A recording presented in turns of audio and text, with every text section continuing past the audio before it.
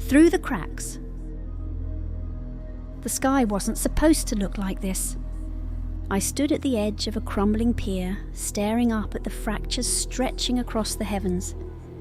They were everywhere now, jagged veins of golden and green light, pulsing faintly as though they were alive. The cracks glowed brighter at night, casting shadows that shouldn't have existed, rippling over the water like the surface of a broken mirror. I could feel them, the cracks. Not just the way they hummed faintly in the air or the way they warped the horizon, but inside me, in my veins, in my chest. The rhythm of the hum matched my own heartbeat now, a constant reminder that the blight wasn't just out there anymore, and it was in me. You are part of this. The voice threaded through my mind, soft and insistent. It had been quieter lately, but it never left. Not entirely. Its weight pressed against my thoughts like a heavy fog, shaping the edges of my perception. "Do you see what they've done?" it whispered. "Do you see how they cling to their broken creation, their fractured truth?" I pressed my hands against the wooden railing, trying to steady myself, but the veins beneath my skin flared faintly, their green glow spilling out through the cracks in my gloves. "Let it fall," the voice said. "Let it end. You cannot hold it forever." I turned my gaze away from the sky, but the world below wasn't any better. The sea was wrong. Its surface rippled with an unnatural stillness, its depths faintly glowing, reflecting the light from the cracks above. The blight was spreading faster now, veins of green light weaving through cities, forests, and oceans, transforming everything it touched. People had started disappearing again. Some vanished without a trace, while others left behind faint green scorch marks, their outlines etched into walls and streets. The few who remained moved like shadows of themselves, their faces hollow, their voices quiet. The world wasn't ending all at once. It was unmaking itself piece by piece, and yet through all of it, there was another voice, fainter than the whispers, more distant than the hum, but unmistakable. It echoed in the cracks, in the flicker of light at the edges of the fractures, in the faint moments where the blight didn't seem so overwhelming. "Let there be light!" The Creator's voice, or whatever was left of it. It didn't have the weight of Engurath's whispers, but it was there, lingering like a fading star. "Is that all you have left?" the whisper said, almost amused. Behind me I heard the sound of footsteps crunching against the splintered wood. I didn't need to turn to know who it was. "You're still out here?" Alex's voice was quiet, but it carried the same edge it always did. Tired, fractured, determined. I didn't answer right away, my eyes still on the glowing horizon. "How much longer do we have?" I asked finally. Alex stepped beside me, their shoulders slumped, the veins on their arm faintly visible in the dim light. "Not long," they said. "The final cracks are forming. The Pantheon is pushing harder than ever." "And the others?" "Seraphir and Varieth are on their way," Alex said. "Darren's inside. He's coping." I nodded, though the weight of their words pressed harder against my chest. As Alex turned to leave, the hum in my mind grew louder, the whisper threading through my thoughts again. "They will fail," it said, its tone soft but absolute. "They cannot hold this together. And you know it." I closed my eyes, gripping the railing until my knuckles ached. The veins in my arms pulsed faintly, their rhythm perfectly in sync with the fractures above. "You are becoming," the voice continued, "and soon you will see." I didn't respond. There was no point, because the truth was, I didn't know how much longer I could fight it either.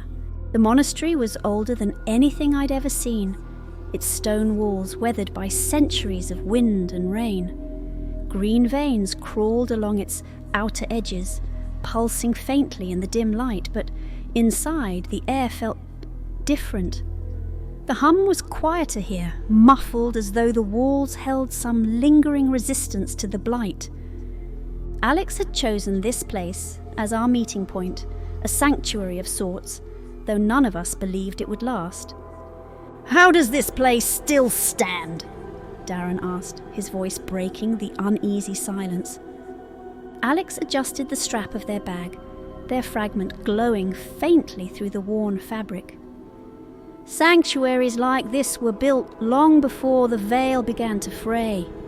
They're tied to its threads, places where the Creator's influence lingers." "And how long before the blight gets in?" Darren pressed. Alex didn't answer, which was answer enough.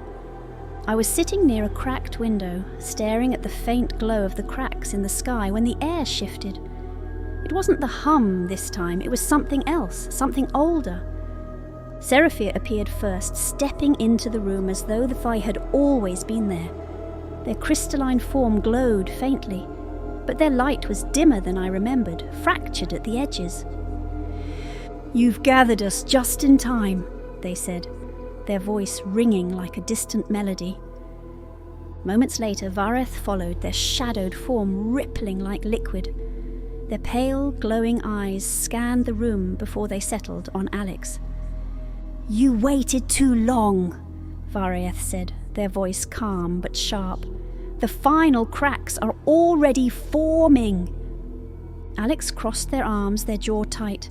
"We didn't have a choice. The fragments were scattered. If we hadn't gathered them—" "It doesn't matter," Seraphia interrupted, their tone clipped. "The Pantheon is moving faster than any of us anticipated. Marudath's despair has already drowned the coast, and Zin Akat's fractures are spreading across the northern skies." We gathered around a table in the centre of the room, its surface worn and cracked, a relic of a time when the world still felt whole. Alex spread a map across it, marking the locations where the veil had already begun to collapse. "The final fragment is here," Alex said, pointing to a spot near the mountains. "If we can reach it, we might be able to stabilize the last major cracks." "And if we don't?" Darren asked, though the fear in his voice suggested he already knew the answer. "Then the Pantheon comes through completely," Alex said flatly. "And there's no coming back from that." Seraphia leaned over the map, their golden eyes narrowing. "The fragment is buried deep. If Zinakat's influence is already there, reality will be unstable." "And Ma'udath?" I asked, my voice quieter than I intended. Vareth's gaze shifted to me, their shadowed form rippling faintly. "Marudath thrives on despair. The closer we get to the fragment, the more it will pull at us. It doesn't need to break the veil itself, it just needs us to give up." The tension in the room grew heavier, the weight of what was coming pressing against all of us. Darren paced near the far wall, his hands clenched into fists.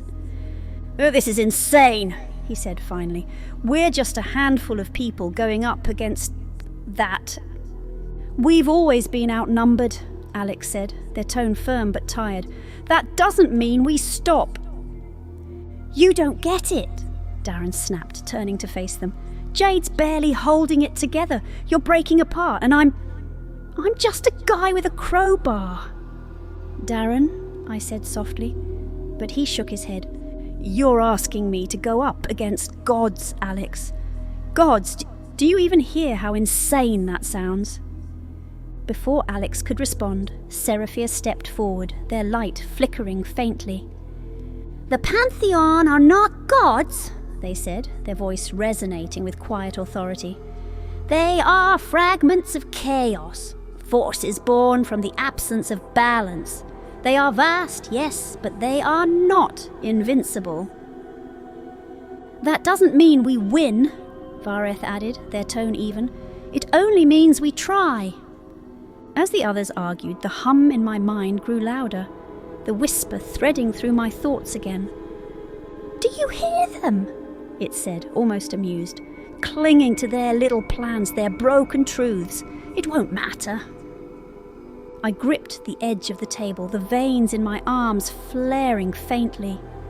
The room seemed to tilt, the edges of my vision blurring as the whisper grew louder. "You are already mine," it said, its tone soft but absolute. "Jade!" Alex's voice snapped me back.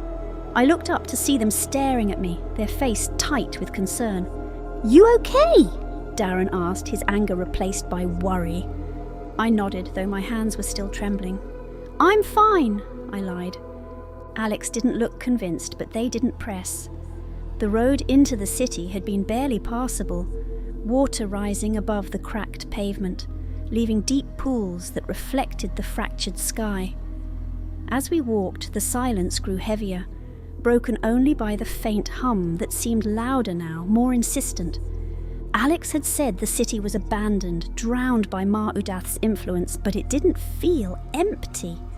The streets were lined with shadows, faint figures visible just at the edges of my vision, disappearing when I turned to look. "Keep moving," Alex said, their voice low. They carried the fragment in their hand, its golden threads glowing faintly, but it wasn't enough to push back the weight of the air. "The water's rising," Darren muttered, glancing at the pools lapping at the edges of the buildings. "It's not water," Seraphia said, their crystalline form flickering faintly as they walked ahead of us. "It's despair." The further we went, the harder it became to move. The air felt thick, pressing against my chest, and the water around my feet wasn't just wet, it was cold, seeping into my skin, numbing my senses. I could feel it now, the pull of Mar-Udath's presence dragging at the edges of my mind. "Do you feel it?" the whisper said, curling through my thoughts. "This is what you are. This is what you will become." The veins in my arms burned faintly, their glow pulsing in time with the hum. I gritted my teeth, trying to focus on the fragment Alex carried, its faint light like a lifeline. "It's getting stronger," Alex said, their voice strained. "Mar-Udath doesn't need to fight us. It just needs us to stop moving." We turned a corner and froze. At the center of the flooded intersection stood a figure, its form barely visible through the rippling air. It was massive, its body shifting like liquid, glowing faintly with green light. Countless weeping eyes dotted its surface, each one fixed on us, tears spilling into the water below. "Mar-Udath," Vareth said softly, their shadowed form rippling. "The weeping depths." The figure didn't move, but its presence pressed against us like a tidal wave. The air grew colder, the hum louder, and I felt my knees buckle. "It doesn't want us to pass," Seraphia said, their voice sharp. "It doesn't need to," Vareth replied. "It just needs us to give up." The whispers grew louder, layered and insistent. "This is pointless," they said. "You cannot win, you cannot hold, let it end." Darren was the first to falter. He sank to his knees, his crowbar falling into the water with a faint splash. "It's right," he said, his voice hollow. "We can't do this. Look at it. Look at what we're up against." "Darren, get up," I said, my voice shaking. He didn't move. His shoulders slumped, and I saw the faint glow of veins beginning to crawl up his arms. "Jade!" Alex's voice cut through the hum. "You have to push through. The fragment responds to you. Use it!" I gripped the fragment in my hand, its surface hot and trembling.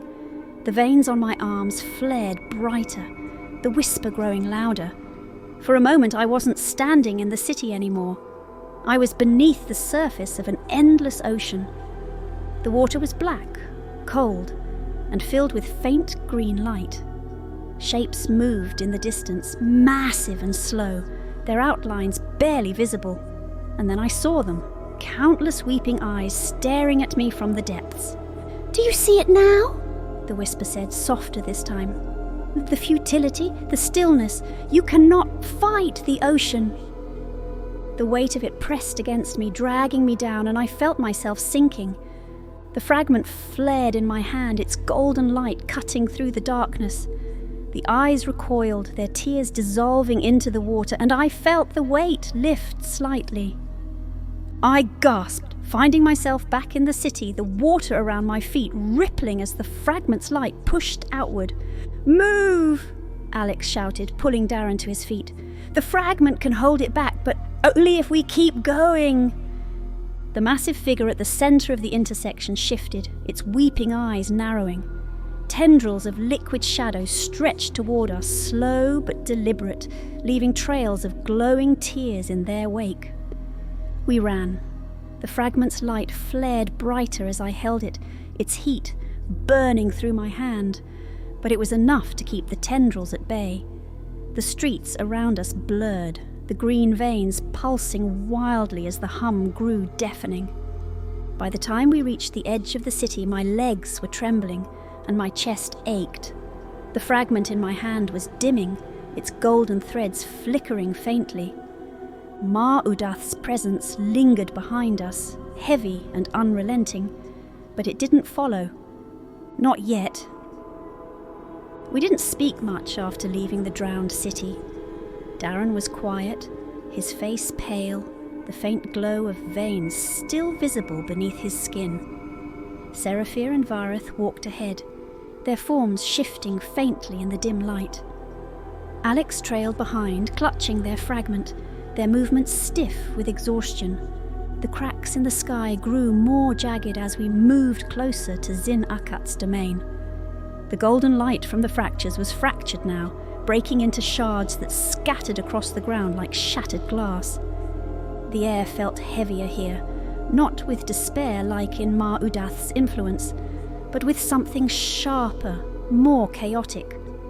Shapes moved in the distance, their edges blurred, their forms shifting and dissolving like reflections in broken mirrors. "We're close," Alex said finally, their voice tight. "Zin Akat's influence is strongest here." The trees around us were wrong, their branches stretched at impossible angles, some twisting into spirals, others splitting into shards that refracted the light in strange, dizzying patterns. The ground beneath our feet rippled faintly, as though it wasn't entirely solid. "This place doesn't hold together," Darren muttered, his voice barely audible. "It's not supposed to," Vareth said, their pale eyes scanning the distorted landscape. "Zin Akat thrives on fragmentation. The closer we get, the more reality will break." I could feel it now, the pull of Zin Akat's presence pressing against the edges of my mind. The whisper was quieter here, but the hum had become jagged, its rhythm uneven, like a song torn apart and pieced back together wrong. "Don't look too closely," Seraphir said, their crystalline form flickering faintly. "Zin Akat's domain will try to pull you in. It thrives on broken perception." As we moved deeper into the forest, I began to notice something strange. The trees weren't just distorting, they were showing me things. Shadows flickered between the branches, shapes I almost recognized. A woman's face, her eyes wide with fear. A hand reaching out, trembling, a faint voice calling my name. I stopped, my breath catching. "Do you see that?" Alex turned to me, their expression tight. "See what?" I pointed to the shadowed figure moving between the trees, but it vanished the moment I spoke. The whisper curled through my mind again, soft and insidious. "Your memories are not safe here. Nothing is." We reached a clearing and the ground beneath us shifted violently, splitting into shards that hung suspended in the air. The space between the shards shimmered, revealing glimpses of fractured reflections, alternate versions of ourselves, some standing, others broken. Zin Akat's presence was everywhere now, its influence turning the air sharp, each breath cutting like glass. "It's close," Alex said, their fragment glowing faintly. "The final fragment is here, but so is Zin Akat." A sound like shattering glass echoed through the clearing, and the air around us rippled. A massive, crystalline figure loomed in the distance, its jagged edges reflecting distorted versions of the forest around it. Shards floated around its form, spinning and colliding, each impact sending tremors through the air. "Zinakat," Seraphir said, their voice low. The figure didn't move at first, but its presence pressed against us, splintering the ground beneath our feet. The shards hanging in the air began to shift, reflecting memories that weren't mine, fragments of lives I hadn't lived. Darren gasped, falling to his knees as a reflection of himself appeared before him, broken and bleeding. "What is this?" he whispered, his voice shaking. "It's you," Zin Akat's voice said, layered and fractured, echoing through the clearing. "All of you, broken, splintered, and you will shatter." The shards around us began to spin faster, their edges glowing with a sharp, kaleidoscopic light. I clutched the fragment in my hand, its golden threads flaring faintly, but it wasn't enough to push back the overwhelming chaos. "Jade!" Alex shouted, their voice cutting through the noise. "You have to focus! Use the fragment!" I gripped the fragment tighter, its heat burning through my skin as its light grew brighter. The shards around me flared in response, their reflections growing sharper, more vivid. I saw myself in them, not as I was, but as I could be. Twisted, corrupted, a part of the blight. "You see it now," Zin Akat said, its voice curling through the air. "You are already broken. Why fight it?" The fragment pulsed violently, its light weaving through the shards, pushing back against the fractured reflections. The memories around me began to fade, their edges blurring, dissolving into light. "This is not enough," Zin Akat said, its form shifting, its shards shattering and reforming. "You cannot hold!" The light from the fragment flared one last time and the clearing erupted in a blinding flash. When the light faded, Zin Akat's presence was gone, its shards scattered across the forest floor. The ground beneath us was solid again, though faint cracks still ran through it, pulsing faintly with green and golden light. I collapsed, the fragment in my hand dim and cold. The veins on my arms burned, their glow growing brighter as the hum in my mind deepened. "You held it back," Alex said, kneeling beside me, "but it's not over." I nodded, though my chest felt heavy, the whisper curling through my thoughts again. "You are part of this," it said, soft and certain, "and you will break." The road to the final rift wasn't a road at all. It was a jagged expanse of shifting earth, fractured stone, and glowing veins of green and gold that pulsed like arteries. The cracks in the sky above had widened their sharp edges, spilling light that seemed to refract endlessly, casting strange shadows that moved on their own. Every step was heavier than the last, the air thick with the combined weight of Ma Udath's despair, Zin Akat's chaos, and the hum of the blight that thrummed louder in my mind with every passing moment. "You feel it," the whisper said, soft but insistent. "You are becoming." "Jade!" Alex's voice cut through the fog of my thoughts, pulling me back. They were walking beside me, their fragment glowing faintly in their hand.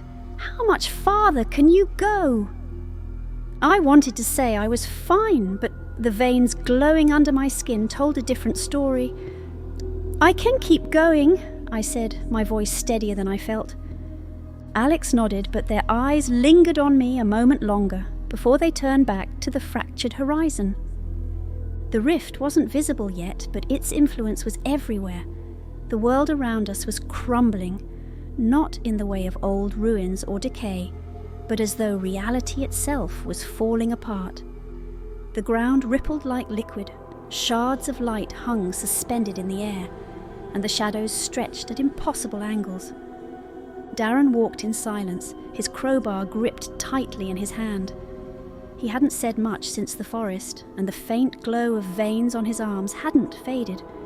Seraphir and Vareth moved ahead of us, their forms flickering like distorted reflections in shattered glass. This place isn't stable, Vareth said, their pale eyes scanning the shifting ground. The rift is pulling everything apart. It's more than that, Seraphir added, their crystalline form dimming. Marudath and Zin Akat aren't just pushing through, they're anchoring themselves here. Alex stopped, turning to face the group. That means this isn't just about closing the rift. If we don't sever their influence, they'll turn this entire region into a breach, and from there, the rest of the Veil will fall. And how do we sever their influence? Darren asked, his voice tight. Alex looked at me, their expression grim. We use the fragments. All of them. When we reached the rift, the world around us dissolved into chaos. The ground splintered beneath our feet, shards of earth and light spinning into the air. The rift itself was massive, a jagged tear stretching across the horizon, spilling green and gold light that warped everything it touched. Mar-Udath loomed in the distance, its massive liquid form rippling with sorrow, its countless weeping eyes fixed on the rift. Tendrils of shadows stretched from its body, weaving through the cracks in the ground, feeding the rift with despair. Closer to the rift, Zin Akat's crystalline form hovered, shards of its fractured body spinning in chaotic patterns. Each shard reflected distorted images of the world around it, realities that could have been, should have been, but weren't. They're reinforcing each other, Seraphir said, their voice low. And they're waiting for us, Vareth added, their tone measured. The hum in my mind grew louder, almost deafening, as the whisper returned. This is where it ends, it said, curling through my thoughts. Let go, let it fall. The rift pulsed violently as we stepped closer, and the air around us rippled like water. Marudath's tendrils lashed out first, slow but deliberate, reaching for the ground beneath our feet. Alex held up their fragment, its golden threads flaring brightly, and the tendrils recoiled, hissing as they dissolved into the air. Keep moving! Alex shouted, their voice cutting through the roar of the rift. Zin Akat moved next, its shards spinning faster, their edges glowing with chaotic light. Reflections of ourselves appeared in the shards, fractured, broken versions, each one more unsettling than the last. One shard showed me standing alone, my veins glowing brightly, my eyes blank with green light. This is you, Zin Akat's voice said, fractured and sharp. This is what you will become. The fragments glowed brighter as we moved closer to the rift, their golden threads weaving together like strands of a web. I held mine tightly, its heat burning through my hand, but the light it emitted was enough to push back the chaos for now. Jade, you have to focus! Alex shouted, their fragment flaring in their hand. The fragments respond to you. If we're going to close this, it's up to you. I stumbled forward, the veins on my arms burning as the whisper grew louder. You cannot win, it said, its tone almost gentle. You are already part of us. The closer I got to the rift, the heavier the air became. The fragment's light was blinding now, weaving through the cracks, pushing back against the tendrils and shards that tried to pull us in. I reached the edge of the rift, the golden threads from my fragment flaring brightly as they connected with the others. For a moment the world seemed to hold its breath. And then everything exploded. The rift's edges shattered, light and shadow colliding in a violent surge that knocked me off my feet. The ground beneath me cracked, splitting into jagged shards that hung suspended in the air. I saw Mar-Udath's massive form dissolve into the rift, its weeping eyes closing one by one. Zin Akat's shards scattered, spinning into the void as its fractured form shattered completely. The rift pulsed one last time and then it was gone. When I opened my eyes, the world was silent. The fragments were dark now, their golden threads extinguished. The veins on my arms burned faintly, their green glow pulsing in time with the hum that still lingered in my mind. Alex knelt beside me, their face pale, their voice soft. "You did it," they said. I nodded, but the weight of the whisper still pressed against my thoughts. "This is not the end," it said, faint but unrelenting. "You are becoming, and soon you will see." The rift was gone, and the world was still. The fractured ground had solidified beneath our feet, and the veins that had snaked through the landscape were dim, their glow fading like dying embers. The hum in the air was quieter now, a faint vibration barely audible, but it hadn't disappeared. I sat on the ground, my hands trembling as I stared at the fragment in my lap. Its golden threads were extinguished, its surface dull and cold. The veins on my arms still burned, their faint green glow pulsing in time with the lingering hum in my mind. "You did it," Alex said, their voice low as they knelt beside me. "You stopped the rift." For a moment I couldn't speak. The whisper still echoed faintly in my thoughts, curling around the edges of my mind like smoke. "You are becoming," it said, soft and insistent. "This is not the end."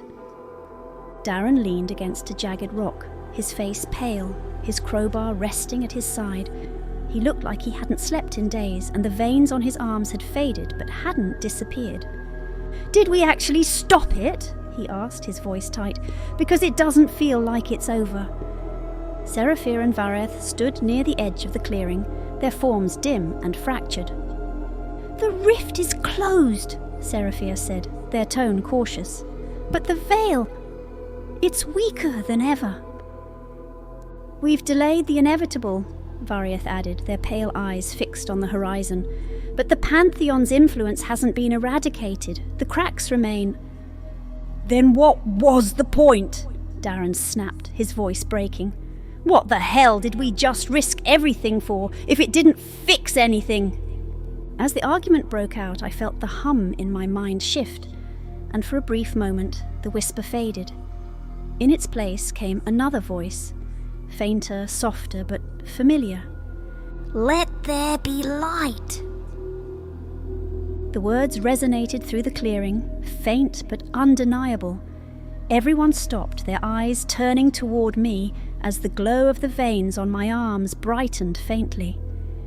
"Did you hear that?" I asked, my voice trembling. Alex nodded slowly, their expression unreadable. "The Creator!" Seraphir stepped forward, their golden eyes narrowing. "What remains of them, at least? The Creator's echo still lingers in the veil, but it's fading." "What does that mean?" Darren asked, his voice tight. "It means the veil isn't just weaker," Alex said, their voice heavy. "It's dying." Alex pulled the last remaining fragment from their bag, placing it on the ground in front of us. It was dark now, its golden threads extinguished, but the weight it carried was undeniable. "The fragments were never a solution," Alex said, their voice breaking slightly. "They were a stopgap, a way to hold the veil together until something stronger could replace it." "But there's nothing stronger," Varieth said, their shadowed form rippling faintly. "The Creator is gone. Their essence can't sustain the veil anymore." "So what do we do?" I asked, my voice shaking. Alex looked at me, their eyes filled with something I couldn't place. "We have to become the veil." The weight of Alex's words pressed against all of us. The fragments, the rifts, the battles we'd fought, it had all been leading to this. The veil couldn't hold itself together anymore, but it wasn't just a barrier, it was a foundation, a connection woven from creation itself. "It's not just about holding the Pantheon back," Alex said. "It's about rebuilding what's broken. We can use the fragments to stabilize the cracks, but it will cost us." "What kind of cost?" Darren asked, though the answer was already written on Alex's face. Alex's gaze flicked to me, and I understood. The fragments weren't just tools. They were pieces of something larger, something that required more than light and shadow to sustain. They required us. "You cannot hold it," the whisper said, its tone almost mournful. "You will fall." I clenched my fists, the veins on my arms glowing brighter as the hum in my mind deepened. "What happens if we don't do this?" Vareth's voice was quiet but firm. "Then the veil collapses completely, and the Pantheon consumes everything." We stood at the threshold of the final rift, the culmination of everything we had fought to hold back. The landscape around it was a distorted nightmare. Fractured earth floating in the air, tendrils of green and gold light curling through the sky like cracks in a broken mirror. The rift itself was vast, a jagged tear that stretched across the horizon, its edges pulsing with chaotic energy. Shadowy tendrils spilled from its depths, reaching toward the ground, while shards of fractured light floated around it like debris from a shattered world. The hum in my mind was deafening now, its rhythm jagged and uneven, and the whisper was louder than ever. "You cannot stop this," it said, its tone soft but absolute. "You are part of it. You cannot hold what is already broken." As we approached, the air grew heavier and the rift pulsed violently. Two massive forms loomed at its edges, Mar-Udath and Zin-Akat. Mar-Udath's liquid form rippled with sorrow, its countless weeping eyes fixed on us as tears spilled into the ground, pooling into shadowy tendrils that lashed out in slow, deliberate waves. Zin-Akat hovered on the other side, its crystalline body fractured and jagged, its shards spinning in chaotic patterns that refracted light into impossible shapes. Each shard reflected distorted versions of ourselves, broken, corrupted, shattered. "They will not let you pass," Seraphia said, their voice steady but tense. "Because, if you do," Vareth added, "they lose." Mar-Udath moved first, its tendrils surging toward us like waves, the tears spilling from its eyes, burning into the ground. Alex stepped forward, their fragment flaring brightly, and the tendrils recoiled, hissing as they dissolved into the air. "Keep moving!" Alex shouted, their voice cutting through the roar of the rift.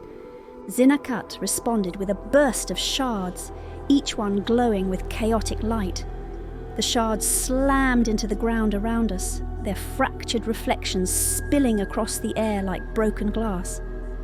One shard stopped inches from my face, showing me a reflection I couldn't bear to see, myself fully consumed by the blight, my veins glowing brightly, my eyes blank and hollow.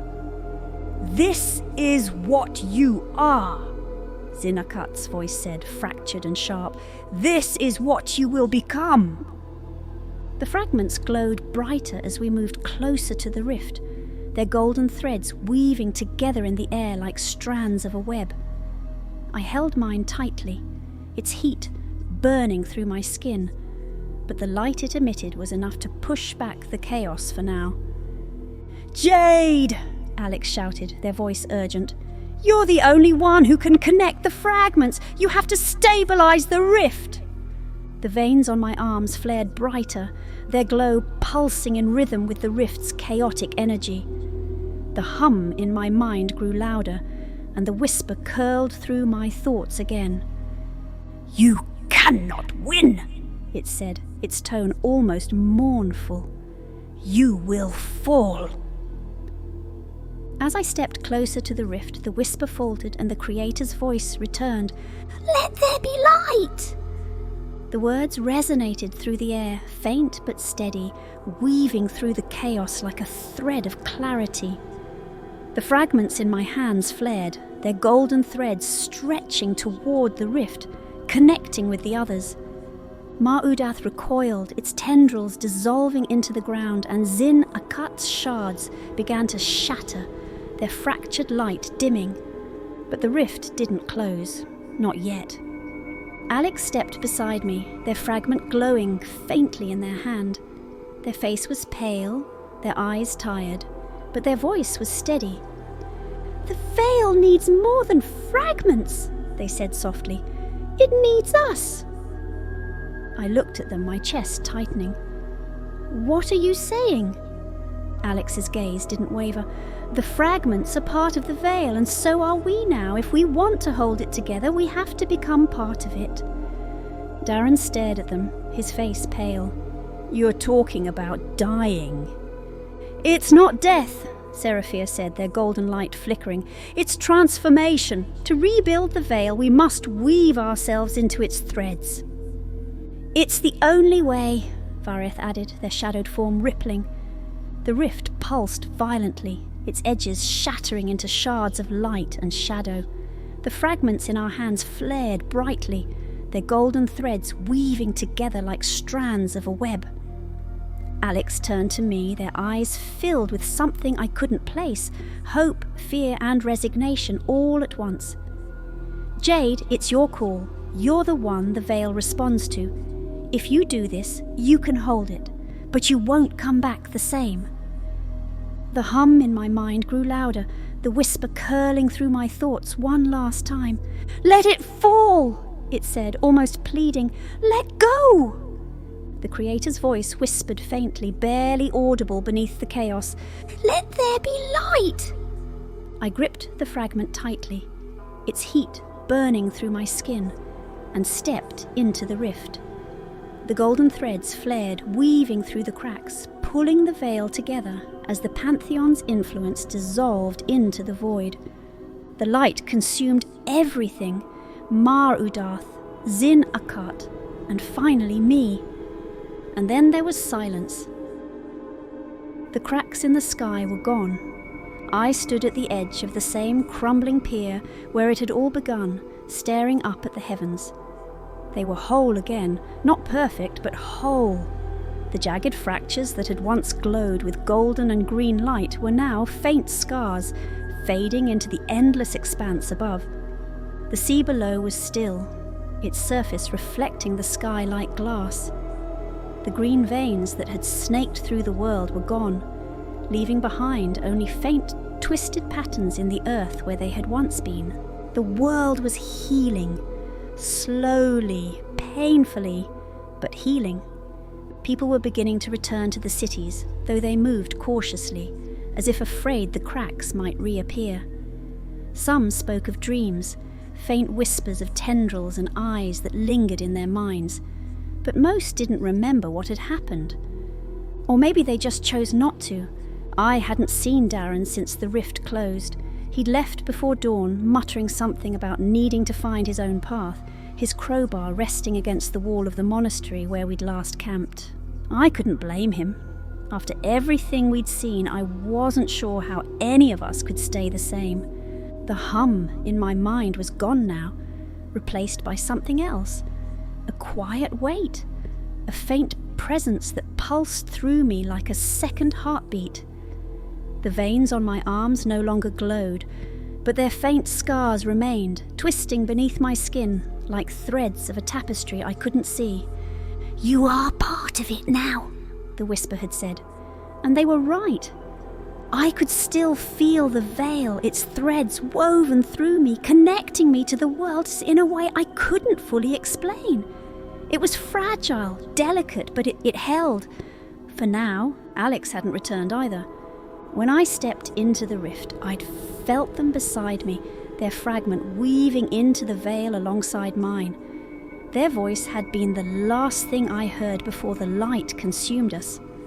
"Hold it together, Jade. Don't let go." I didn't know where they were now, whether they had truly become part of the veil, or if some part of them still lingered in the echoes of the Creator's voice. But I carried their words with me, along with their sacrifice. As I turned away from the pier, I heard it again, faint, distant, but unmistakable. "Let there be light." It wasn't a command or a plea. It was a whisper, soft and steady, threading through the silence like a gentle wind. I closed my eyes, letting the words settle into the quiet weight in my chest. The Creator's echo was fading, but its light wasn't gone. Not entirely. The world felt quiet now, but it wasn't the stillness of peace. It was the stillness before a storm, the kind of quiet that holds its breath, waiting for something to stir.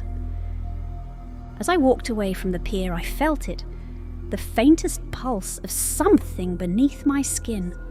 Not the Creator's light, but something else. "You are becoming," the whisper said, faint and far away, but not gone. I stopped, staring at the horizon where the sea met the sky. For a moment I thought I saw it. A faint flicker of green light, too distant to be real, but too vivid to ignore. This is not the end. I turned away, the scars on my arms itching faintly, and started walking. For now, the veil held, but I knew the Pantheon was still watching, waiting, and so was I.